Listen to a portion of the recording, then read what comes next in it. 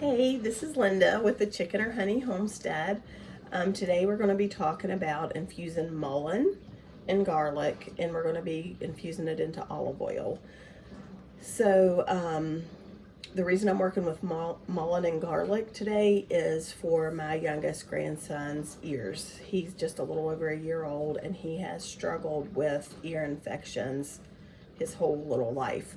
So last night I started an infusion that really will probably be a little more potent because it's going to take longer. I'm going to leave the mullein and garlic in this jar for 2 to 3 weeks. A lot of people infuse in dark amber glasses and put them in like a dark cabinet. I do that a lot, but this I'm going to actually put in my windowsill and let the sun work with that, kind of like you do a tea, a sun tea, and pull some of the properties out of that and leave it for 2 to 3 weeks. But since he needs it now, I'm going to do a quick infusion, and I'm going to go over why mullein and garlic is good for your ears and lots of other things, but I'll try and stick with ears today. So mullein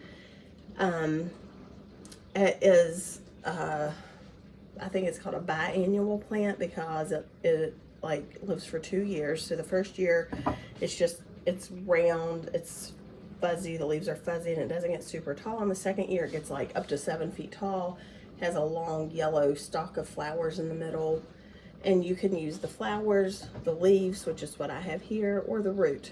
I would prefer the flowers for ears. I think that the medicinal properties in the flowers are more beneficial to the ear, but unfortunately I don't have any right now. I only have the leaf, but that's still fine.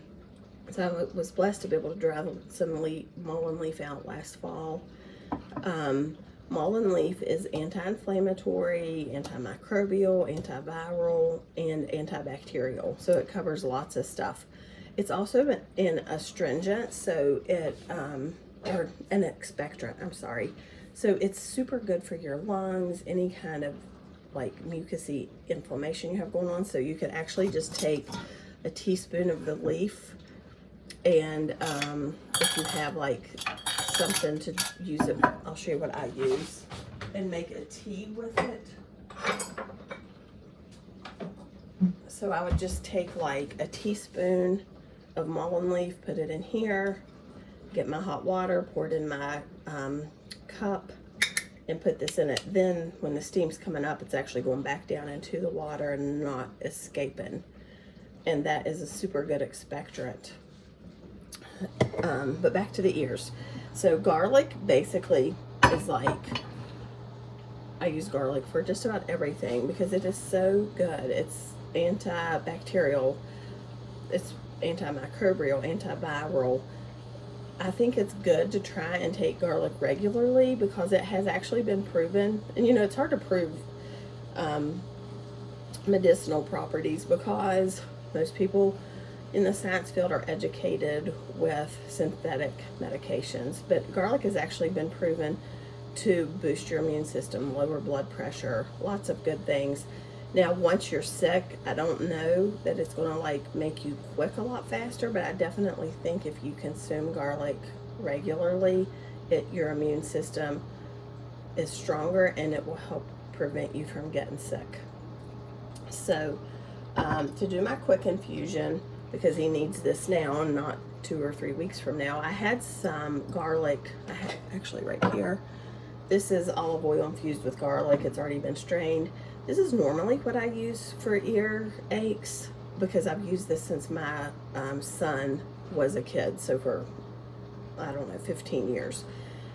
He would also struggle with ear aches, ear infections, and usually just one time his ear would be soothed, and I would continue to do it, but one time he could noticeably see a difference. But the pediatrician actually suggested adding mullein to it, so that's why I don't have any already prepared. I had never used mullein in the ear actually. So to do a quick infusion, I'm just going to take some of the mullein. This is probably going to be messy because I don't have, actually I'm just going to pour some of this. I don't have a little funnel. So when you dry mullein leaf out, it's super fluffy.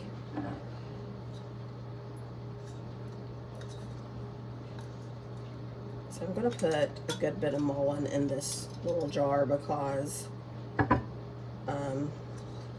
it is fluffy, so it'll press down a good bit. So I'm going to fill this little jar I'm going to do about halfway full of just the mullein. And then you want to take fresh garlic, preferably locally grown or organic. If you don't get organic garlic, a lot of times it's bleached because, you know, aesthetically we've been taught it needs to be pretty. So I've already peeled some garlic just to save time, but I'm going to show you how easy it is to peel fresh garlic. So you just take a clove, try and put the fat side up, take a wider bladed knife, lay it on top, and just, you can hear it, it cracks. Just crack it. And then that kind of puts the leafy peeling off of it. And it just falls right off, that easy. So then I'm just going to slice this up. Garlic has a, I don't know if you'd call it a compound, but it's called anise in it.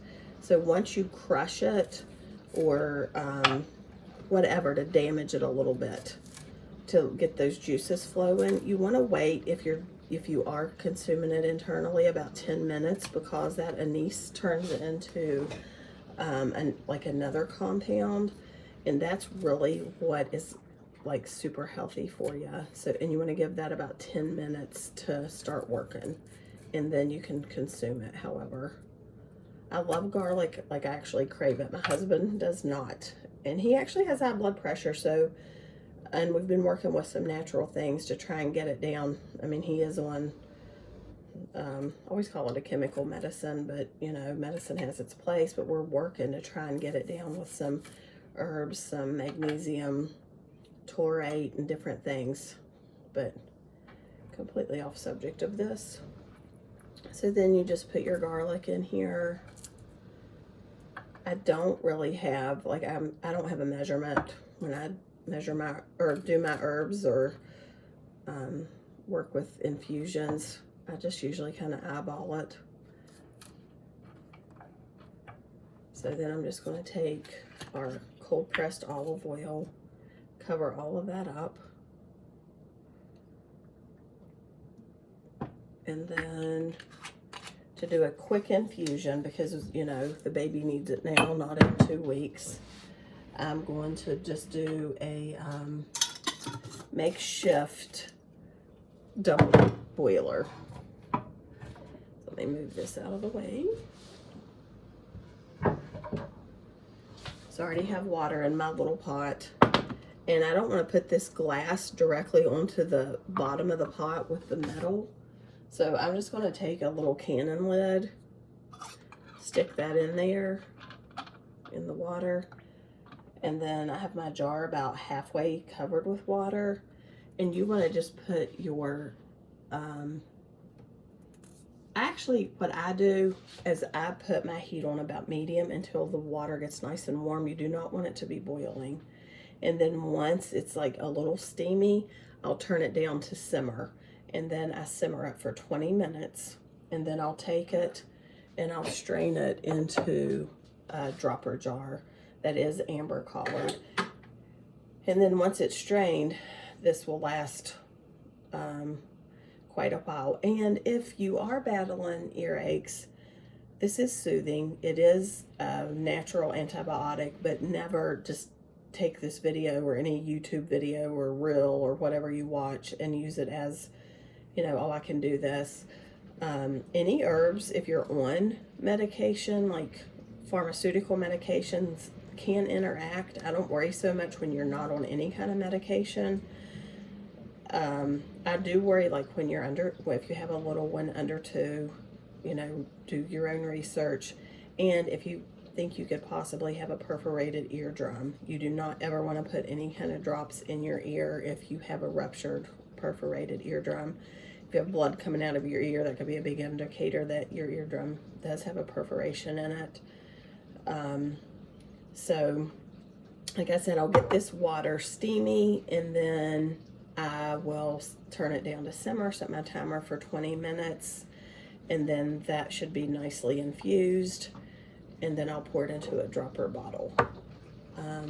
So I hope this helps you if you have trouble with earaches or ear infections. And remember that you're never too old to learn something new, because I feel like I have done herbal remedies for years, because my son, which is going to be 29 in a couple of weeks, had juvenile rheumatoid arthritis, and he was on pharmaceutical medication for years. And then I started working with a naturopath doctor, and so I always just took her advice. But now I'm trying to educate myself, and I kind of feel like I'm a little bit behind the game in it, but I just keep telling myself I'm not too old to learn something